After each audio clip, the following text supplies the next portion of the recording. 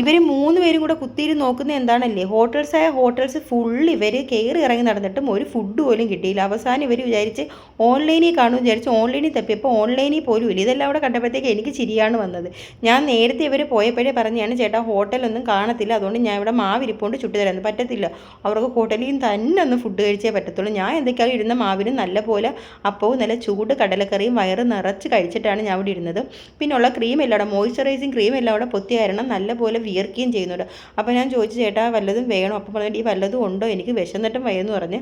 അങ്ങനെ ചോദിക്കുമ്പോൾ നമുക്ക് ചുട്ടു കൊടുക്കാതിരിക്കാൻ പറ്റും. അങ്ങനെ നല്ലപോലെ ചുട്ടു കൊടുത്ത് അവർ 3 പേരും നല്ല മാക്കം കഴിച്ച് ബാക്കിയുള്ള മാവ് താണ്ട അടുക്കി പറക്കി പിറ്റേന്നത്തേക്ക് എടുത്ത് വെച്ച്. പിന്നെ മോളെ കൊണ്ട് കുറച്ച് പാത്രങ്ങളൊക്കെ കഴിപ്പിച്ച് അവൾക്ക് ചിരിയും വരുന്നതുകൊണ്ട് എന്തൊക്കെയായാലും അവൾ വയറ് നിറച്ച് കഴിച്ചിട്ടുണ്ട്. അങ്ങനെ തൊട്ടപ്പുറത്തെ പറമ്പിലാണെങ്കിൽ ഇതാ കുറേ ചക്കകൾ പല ഷേപ്പിൽ, ഉണ്ടച്ചക്ക, നീളച്ചക്ക, അങ്ങനെ കുറേ ചക്കകൾ നിൽപ്പുണ്ടായിരുന്നു. അങ്ങനെ ഇതെല്ലാം കഴിഞ്ഞ് അടുക്കളയും ലൈറ്റും ഓഫാക്കി ഞാൻ ചെന്ന് കിടക്കാൻ നേരമാണ് എനിക്ക് ബോധോദയം ഉണ്ടായത്.